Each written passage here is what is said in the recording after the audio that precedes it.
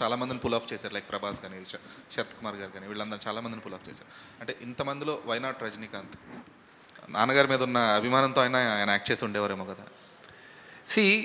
నేను ప్రభాస్ని పెట్టినప్పుడు ఒకటి, ప్రభాస్ ఒక నటుడుగా నేను కథ రాసుకున్నాను. రెండోది అతని స్టార్డమ్కి కూడా నేను న్యాయం చేయాలి, ఒక నటుడుగానే కాదు.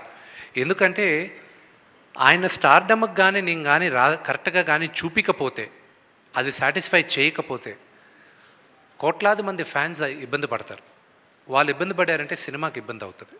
సో ఆయన స్టార్డమ్ను ఆలోచించుకొని, అలాగే అక్షయ్ కుమార్ గారి స్టార్డమ్ను ఆలోచించుకొని, మహానటుడు మోహన్ లాల్ గారి స్టార్డమ్ను ఆలోచించుకొని, అలాగే శరత్ కుమార్ గారి స్టేచర్, నాన్నగారి స్టేచర్, ఆ స్టేచర్ని ఆలోచించుకుని వాళ్ళకి తగ్గట్టు రాసుకోవాల్సి ఆ క్యారెక్టర్ రాసుకుంటూనే వాళ్ళని దృష్టిలో పెట్టుకోవాలి. Because they come with a baggage. Rajinikanth గారికి రాసే క్యారెక్టర్ నాకు అమల్లా దీంట్లో. ఆయనకని ఒక ట్రాక్ రాసున్నానంటే అది కన్నప్ప కథకి న్యాయం చేసి ఉండదు.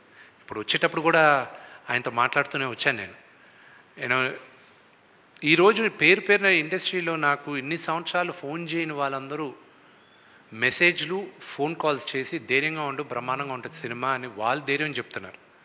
బికాస్ ఇండస్ట్రీ వరకు తెలుసు what kind of risk I'm taking అని, what kind of risk father has taken అని.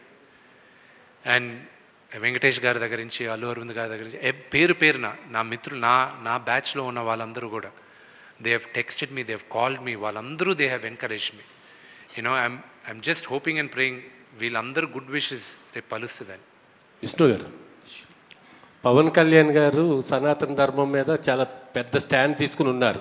నిన్న కాక మొన్న తమిళనాడు మురుగన్ ఫెస్టివల్ కూడా వెళ్ళొచ్చారు. ఈ కన్నప్ప పవన్ కళ్యాణ్ గారికి ఎప్పుడు చూపిస్తున్నారు?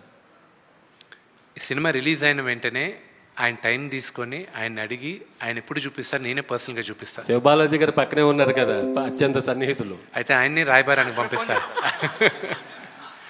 మనకి తెలిసిన పవన్ కళ్యాణ్ గారు వేరే. ఈరోజు is got an entire state responsibility on him. So ఆయన టైం తీసుకొని గ్యారంటీ ఆయనకి చూపించాలి. బికాజ్ యాజ్ అన్ యాక్టర్ నాకు ఆయన సీనియర్, ఆయన అప్రిసియేషన్ కూడా వస్తుందా రాదా అని నేను ఐల్ బి యాంగ్జైటీగా వెయిట్ చేయాలి. ఆల్ ద బెస్ట్ అండి. శివబాలాజీ గారు, ఈ సినిమాలో మీకు చిన్న క్యారెక్టర్ చేయడానికి ఇష్టపడలేదని విన్నాము.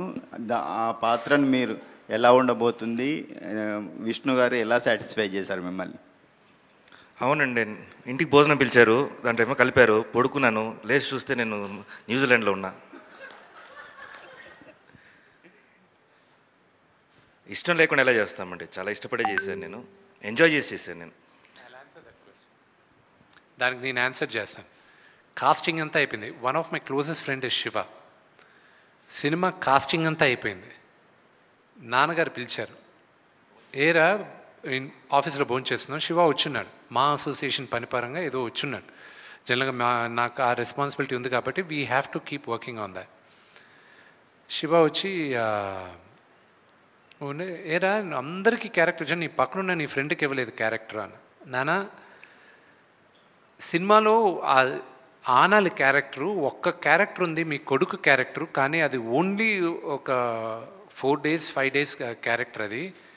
అది శివాని అడగడం మొహమాట పడాను. అది చిన్న క్యారెక్టర్ కదా, అతనికి ఒక ఇమేజ్ ఉంది, అతను is an actor of reasonable stature, అది అడగడానికి నా మొహమాట పడానని శివ ముందే చెప్పాను. మనోడు కొంచెం బీపీ కదా, నేను చేయనని చెప్పానా, నన్ను అడిగావు నువ్వు, నేను చేయనని చెప్పానా అన్నాడు. ఓహో ఓకే శివ, వచ్చి చెయ్యి శివ అన్న, ప్లీజ్ కమ్. క్యారెక్టర్ అడగలే, ఏం అడగలే, నాన్నగారు పక్కనే కదా అని చెప్పి చేశాడు.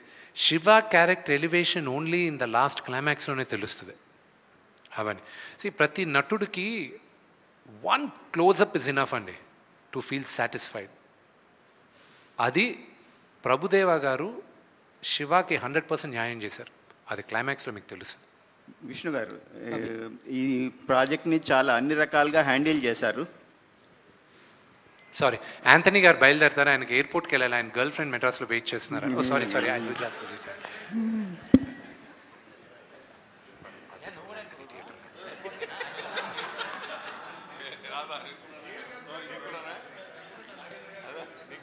విష్ణు గారు, నాగేంద్ర గారికి ఇక్కడ కూడా గర్ల్ ఫ్రెండ్ ఉంటారేమో. విష్ణు గారు సారీ. ఈ ప్రాజెక్ట్ని అన్ని రకాలుగా మీరు భుజాన్ని వేసుకొని సక్సెస్ఫుల్గా హ్యాండిల్ చేశారు.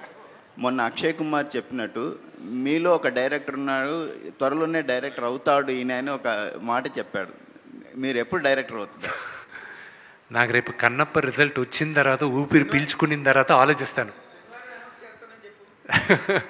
అది ఇంకా అసలు మైండ్లో ప్రస్తుతానికి ఒక ఇన్సిడెంట్ జరిగింది ఒకసారి. అల్లరి రవిబాబు గారు ఉన్నారు కదా, అన్న నేను రోజు మార్నింగ్ 4:30 జిమ్లో కలుస్తూ ఉంటాం. రవణ్ అని పిలుస్తుంటాను నేను.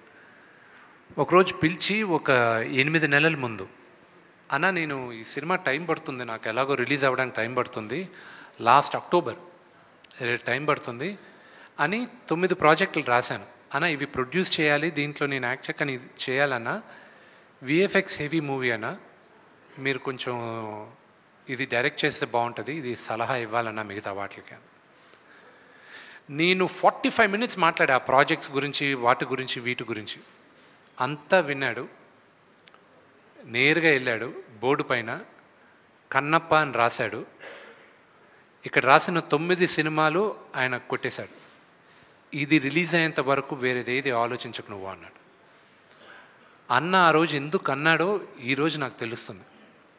So other than Kannappa right now నా మైండ్లో ఏదీ లేదు. బట్ అక్షయ్ కుమార్ గారు ఎందుకు నన్ను what he saw in me as a director I don't know. Let's see.